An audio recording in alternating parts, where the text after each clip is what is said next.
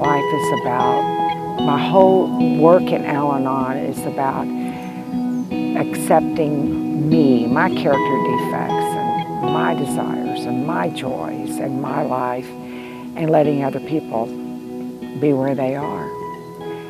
But that doesn't mean that I accept unacceptable behavior. And that's where I've learned that I did accept unacceptable behavior. And that's the hard part, is saying yes to life and no to, you can't treat me this way. I'm not going to live with active addiction. I'm going to move on. I love you with all my heart, but I'm going to move on. And that's hard. And that's painful. But that's real. That's reality for me. And accepting that I have limits and that I cannot be all things to all people. And for years I tried to help others to save me. I tried to, if I could rescue you, then I could rescue myself. And not believe in that old axiom that you can't give away what you don't have. So accepting my limitations is big.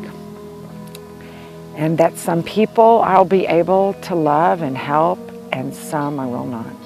And I think that the important thing to remember is that my job, or my job description in Al-Anon for me is about caring for people and not caring of people, and not doing things for people that they can do for themselves. And that's been a hard road as on the journey, because I truly believed, especially when I was a child, that I could change others, that I was omnipotent, and that I had the power to make you do what I wanted you to do. And that took a lot of unlearning. And so there's a beauty in seeing people where they are and accepting that this is their journey. It's kind of exciting. I can sit with you and talk with you and listen and not be thinking about how can I help you, fix you. What are the magic answers that I can, bestow on you? And that's a freedom that I lived without many years. Accepting that God is there for me at all times, not dependent on what I do and what I say. And He accepts me just where I am. So I can walk through my day, and if someone that I'm close to is in a bad place, I get to allow that person to be where they are. And if it starts to infringe on my boundaries and I start to feel very uncomfortable, I get to take care of myself, do what I need to do. And so that gives me a lot of space to allow you to work through whatever you need to work through. And I used to feel like everybody needed to be where I was, or I thought I had the answers, and everybody needs to be the same place I am on my journey. And oh, wow. Not true. And in meetings, I've found that sometimes I get the most wisdom from people who may have 3 days of sobriety or 1 week of abstinence, that I listen, and God gets to show me and humble me that I don't have the answers. He does. And I accept that for today. And I don't think acceptance is blowing off people, when they disappoint you or disturb you.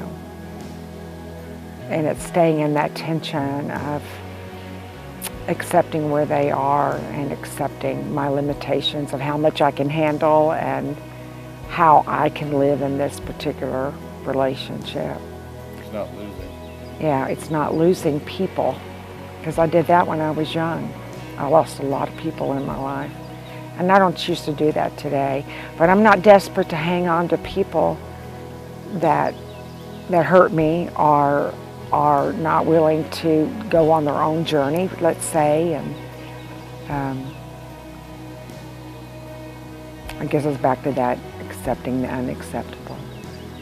So there's a fine line there, I think, in finding that acceptance. And I think for a while I was rigid. I accepted you if you played by my rules. And in the church, if you practiced the same type of Christianity that I did. We Southern Baptists can be quite hard on others. And I learned to accept, and I learned that in 12-step recovery, never in the church. I learned it in 12-step rooms of accepting the spirituality of others, whether they're Buddhist or this or that or agnostic. And my best friend I met about 25 years ago in the program, and she came in and she's pretty agnostic. And to think that we have grown into becoming best friends. And she found Jesus about 11 years after being in the program. But you know what? I got to love her exactly where she was when she came in. And if I had not accepted where she was, I would have just blown her off. Okay, she's not a Christian. Can't hang out with her. So I think so. I guess that's big, accepting the spirituality of others, and that. And my spirituality has changed over the years. And I used to be a really big book thumper, and you follow the letter of the law, and I did it in the Bible too. And now I just take those principles, take what I can and leave the rest, and accept that we're all just trying. We're just all on this journey, and we're at different places.